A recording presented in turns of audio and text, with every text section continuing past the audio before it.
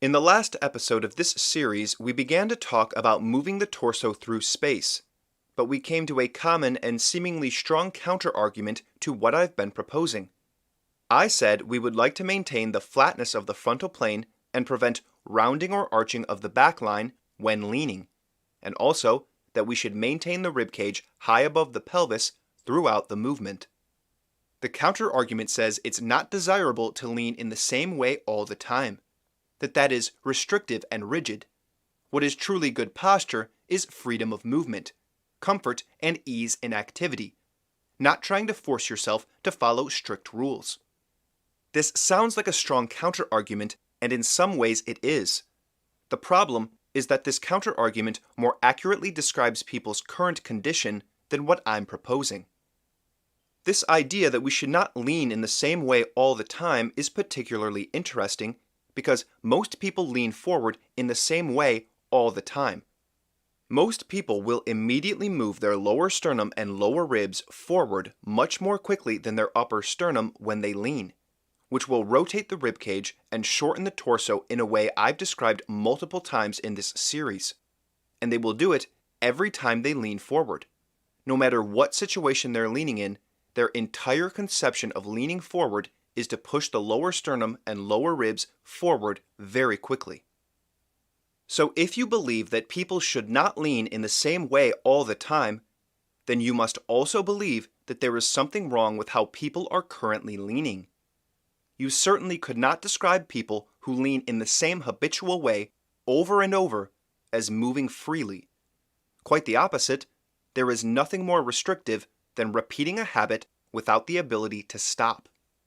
The reason I suggest that you should maintain a flat frontal plane and a back line that is neither arched nor slumped when leaning is because doing so will lengthen and stretch your fascia. What I'm suggesting is not some arbitrary rule. Your fascia is either functioning properly and providing you with a lot of mechanical advantage, or it's not. And when you don't have the mechanical advantage of taut fascia, you're forced to overwork certain muscles.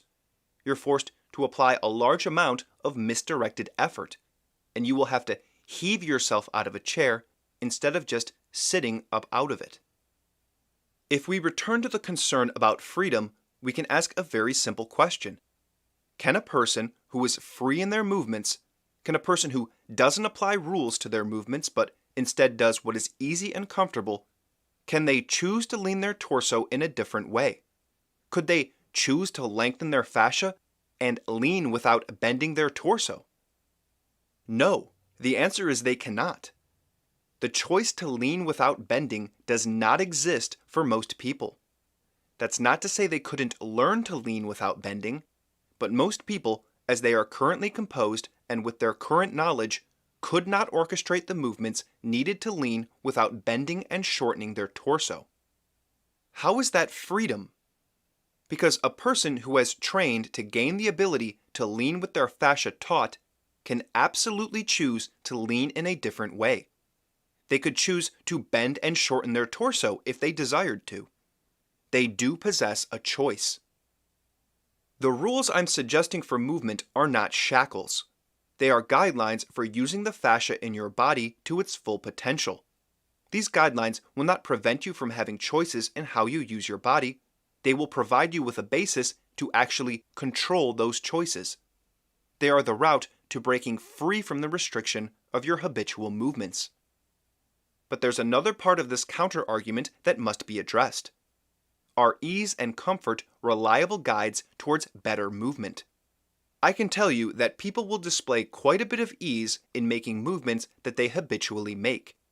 If someone routinely slumps when they are sitting in a chair, they will slump with great ease.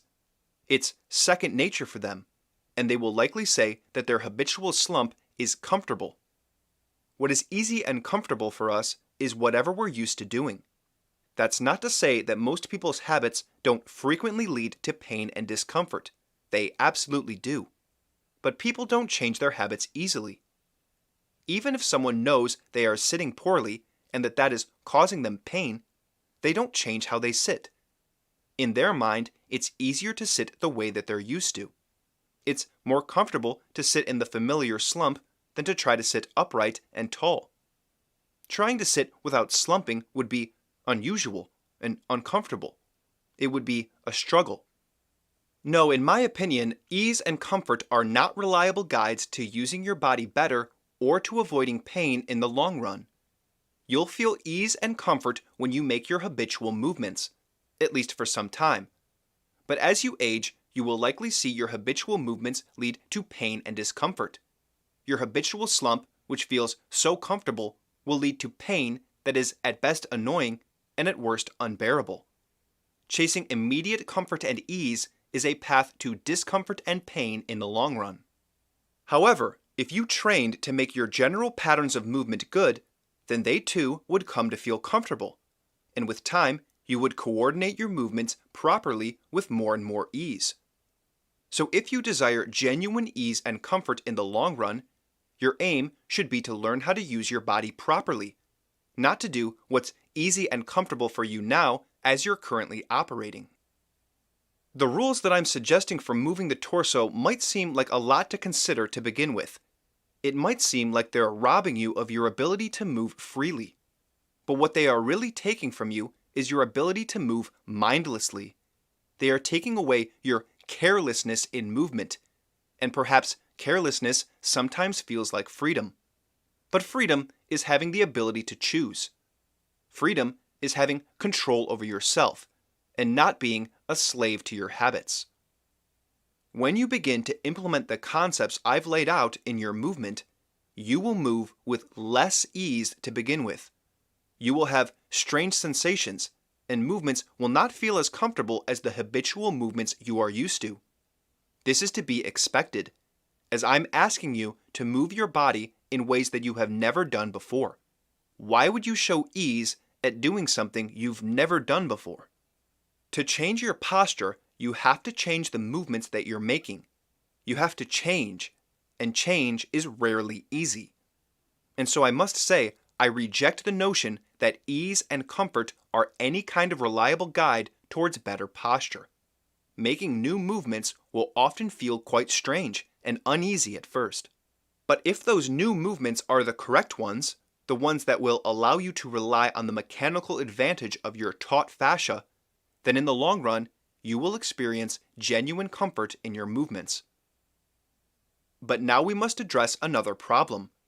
I've given you a number of considerations concerning the torso, but I've not really explained how you can implement these changes in an effective way. I've given you information, knowledge concerning how the body should be used, but having that knowledge doesn't necessarily lead to change.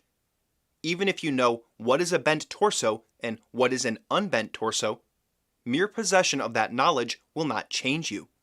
How do you actually change how you use yourself in an effective way?